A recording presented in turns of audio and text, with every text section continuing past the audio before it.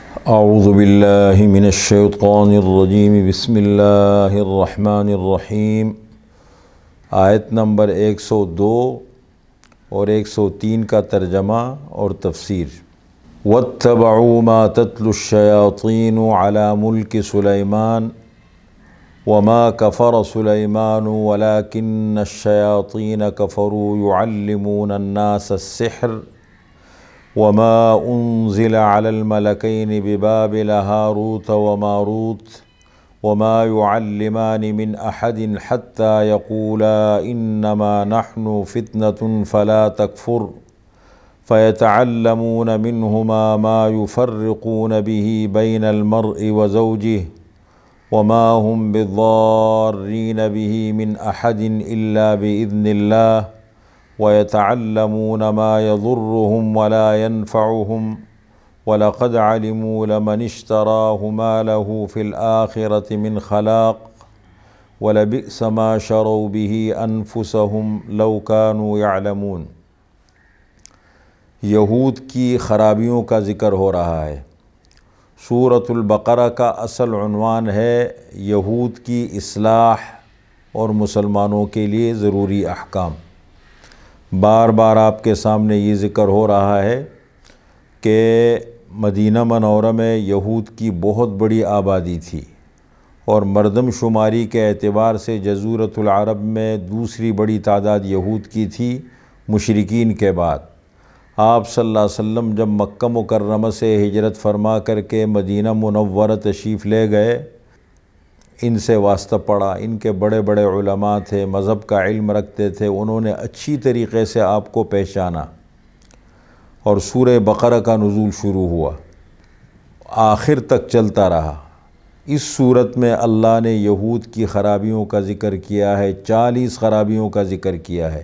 یہ اہل کتاب تھے، انبیاء کے ماننے والے تھے، مذہب کا علم جانتے تھے، بڑا دور اللہ نے دیا، بڑی بڑی نعمتیں اللہ نے ان پہ اتاری، لیکن جب اللہ کی نعمتوں کی ناقدری کی اور ناشکری کی، حسد میں پڑ گئے اور دنیا کے حرص اور لالچ میں پڑ گئے تو ان کا انجام بالآخر کیا بنا؟ فَبَاءُوا بِغَضَبٍ عَلَىٰ غَضَبٍ، قرآن نے کہا غضب پر غضب لے کے پھرے۔ وَضُرِبَتْ عَلَيْهِمُ الذِّلَّةُ وَالْمَسْكَنَةُ، اللہ نے ان پر ذلت اور مسکنت طاری کر دی۔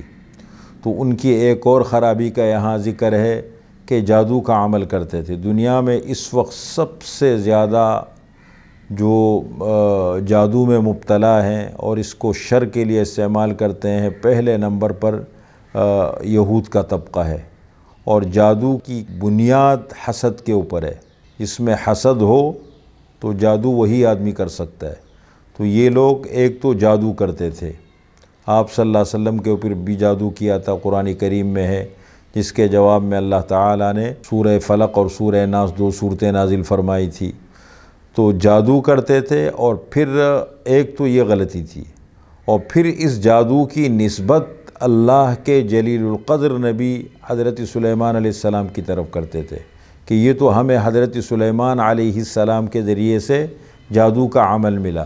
تو اللہ تعالیٰ نے یہاں پر اس کا رد کیا ہے کہ دیکھیں، ایک تو غلط کام کرتے ہیں اور پھر اس غلط کام کی نسبت تم اللہ کے نبی کی طرف کرتے ہو۔ تو پھر اللہ تعالیٰ نے یہاں پر اس کی تفصیل بتائی اور بتایا کہ جادو جو دنیا میں آیا ہے اس کے 2 ذرائع ہیں۔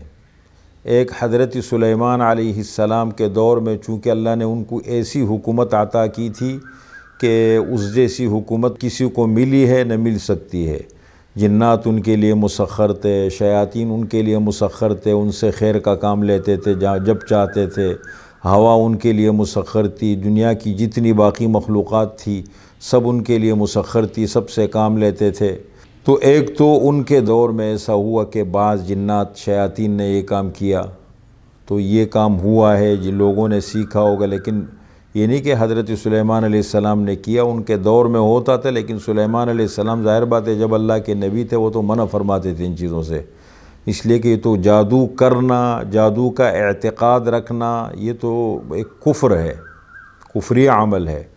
ایک تو یہ وجہ بنی۔ دوسری وجہ جو قرآن کریم نے یہاں ذکر کی وہ ہے ہاروت اور ماروت، 2 فرشتے ملک عراق کے اندر جو بابل شہر ہے جو کلدانیوں کا مرکز گزرا ہے، وہاں پر جب جادو اپنے عروج کے اوپر تھا تو 2 فرشتے اللہ تعالیٰ نے بطور امتحان کے اتارے، ہاروت اور ماروت۔ لوگ ان کے پاس آتے تھے جادو سیکھنے کے لیے تو پہلے اچھی طریقے سے سمجھاتے تھے کہ دیکھیں یہ کام انتہائی غلط کام ہے اور برا کام ہے، یہ مت سیکھو، ہم آزمائش کے لیے آئے ہیں، اللہ نے آزمائش کے لیے ہمیں اتارا ہے، تمہاری آزمائش ہے کہ تم یہ کام کرتے ہو یا ہماری بات سمجھ کے اس سے رکتے ہو۔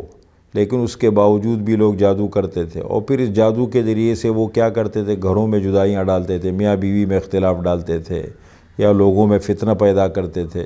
تو یہاں پر ان 2 آیات میں اللہ تعالیٰ نے یہود کی اس ایک اور برائی کا ذکر فرمایا ہے، جادو کرنا، اور پھر اس جادو کی نسبت اللہ کے نبی کی طرف کرنا۔ فرمایا وَاتَّبَعُوا، اور ان یہود نے پیروی کی، پیچھے چلے، ما تتلو الشیاطین، جو پڑھتے تھے شیاطین۔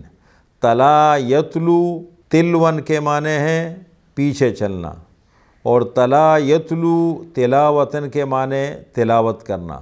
واتبعوا، اور ان یہود نے پیروی کی اس چیز کی جو پڑھتے تھے شیاطین، علی ملک سلیمان، حضرت سلیمان علیہ السلام کے دور حکومت میں۔ وما کفر سلیمان، اور حضرت سلیمان علیہ السلام نے کفر نہیں کیا، ولیکن الشیاطین کفروا، اور لیکن شیاطین نے کفر کیا۔ یعلمون الناس السحر، سکھاتے تھے یہ شیاطین لوگوں کو جادو۔